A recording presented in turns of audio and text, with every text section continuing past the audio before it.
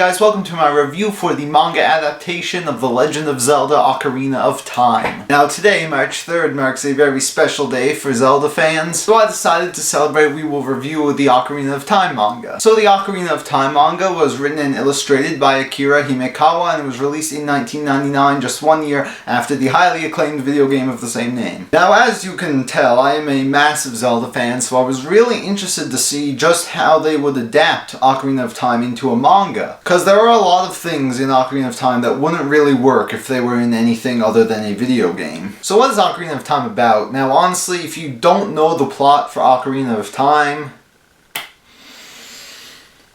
Fairy boy Link, gotta get the spiritual stones. Stop Ganon from getting the Triforce, goes to meet Zelda. She gives him the Ocarina of Time, he becomes an adult. And then, a bunch of split timelines happen and whatnot. And for the most part, this manga does follow the plot of the game fairly well. Although there are some pretty significant differences. That's to be expected. I mean, you can't really tell this same story in the manga. Mainly because, Ocarina of Time is a huge, non-linear adventure game. You can do things out of order, you can do side quests, like you don't have to focus on the main story all the time. And there are a lot of weird things in video games that would just never work anywhere else. Like, why on earth are there small keys and boomerangs and dungeon maps all in Lord Jabu's belly? How does that even work? So what do they change? Well, like I said, it mostly follows the same story of the game, but they do add a lot to it. There's a lot more characterization here. In the original game, the characters were fine, but there wasn't really much to them. They add a lot of new scenes, which make things just make a whole bunch more sense if you're telling this story outside of a video game. For example, Link actually meets Zelda a bit before he does in the game here, and they actually develop a friendship before all the shit hits the fan, which adds a lot more of emotional impact to some of the bigger moments in this story. They also add a lot of really interesting scenes that make a ton of sense. In the game, once Link picks up a sword, he's instantly a master. He can do friggin' anything. That works in the video game, but logically it doesn't really make sense, so in the manga they actually explain how he gains all of these skills. And they do it in a really smart way too. They do take liberties in changing stuff from the game, but it's very clearly still Ocarina of Time. They even find a way to integrate some of the bigger side missions into the story. For example, all the stuff with Lon Lon Ranch, Malon and Epona, it's all optional in the game. I know a lot of people don't always think of that, because it is such a pretty iconic part of the game, but you never once need to visit Lon Lon Ranch. But I feel like they do a very good job of integrating Lon Lon Ranch into this story. But here's the thing, this story is not perfect, not by any means, and honestly there's two ways you can critique it. One way, as a Zelda fan, and the other way as a normal manga reader who has never played Ocarina of Time. If you are a Zelda fan like myself, you're probably going to love it. Like I said, this is a really cool retelling of Ocarina of Time, a lot of changes to the story that make a ton of sense, it'll make fans really happy. But, and this is probably the biggest problem I have with the series, is that it is way too fast-paced. The thing is that Ocarina of Time is a massive game,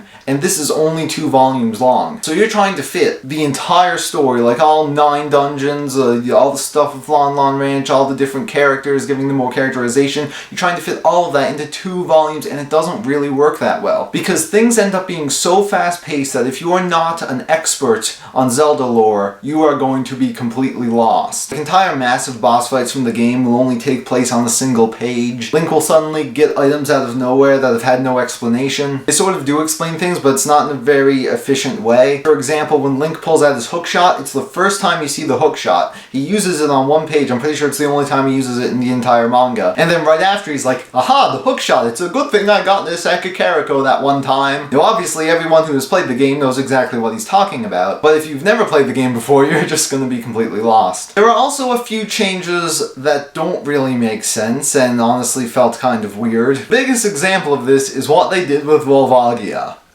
Holy shit, I could not believe this. They wanted to add a bit more conflict to the Volvagia chapter, because Link doesn't want to kill Volvagia. Why doesn't he want to kill Volvagia? Because when he was a kid, Volvagia was just a little cute baby dragon that he buys and sets free. And now it's been corrupted by evil and, wants to kill everyone. This was ridiculous. Like, I'm sorry, I just could not buy this at all. And like I said, things just happen way too quickly. All the Volvagia stuff is over in an instant. You barely even have time to process it. It's still an enjoyable read if you're a fan of the game, but honestly, I really wish that this manga was longer so we had more time to spend on the crazy epic moments from the game. It's worth mentioning also that there are 2 bonus stories this manga comes with, one of which involves a Skull Kid and the other involves some weird bird tribe that has never existed in the games. I actually really enjoyed the Skull Kid one. I thought it was awesome, although the one with the bird guy, not so much. It might have been because, you know, it was like some weird made-up race, but also I think the story was as interesting. And of course the ending of the game is pretty much the same, although there is a bit more of an emotional impact just because you get to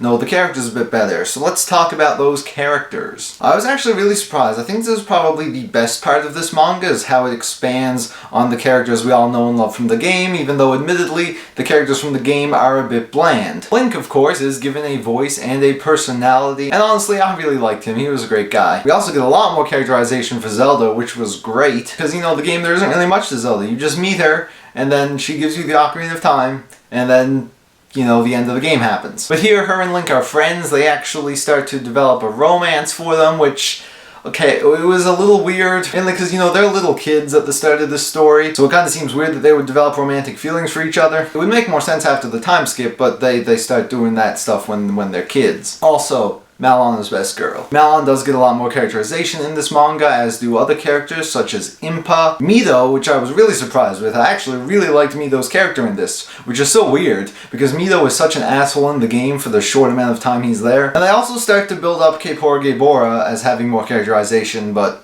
yeah, no, nothing happens with him, much like the game. Now in this manga you can distinctively tell that the art here is the mangaka's own work, but it also does a great job of paying homage to the original art style of the game. While things may look a bit different because, you know, it is a different art style, I do appreciate the accuracy of all the character designs, the enemy designs, and all of the locations. They're all straight out of the game and they look pretty awesome. The art here isn't like super amazing, but it's based off of Ocarina of Time. They do a pretty good job. Also, the first chapter of the Legendary Edition is full color and it looks amazing. So those were my thoughts on the Ocarina of Time manga. This is going to be the first manga I'm going to be giving 2 scores, because like I said, there are really 2 ways to critique it. If you are a Zelda fan, if you loved Ocarina of Time like myself, then I think you are going to have a really fun time reading this manga, and I will be giving it 3 out of 4 heart pieces. But then again, and chances are if you're watching this video, this probably doesn't apply to you, but if you have never played a Zelda game before, you know nothing about this series, and then you read Ocarina of Time, then it's unfortunately only going to be about 2 annoying companion characters out of 5. But then again, if you haven't played Ocarina of Time,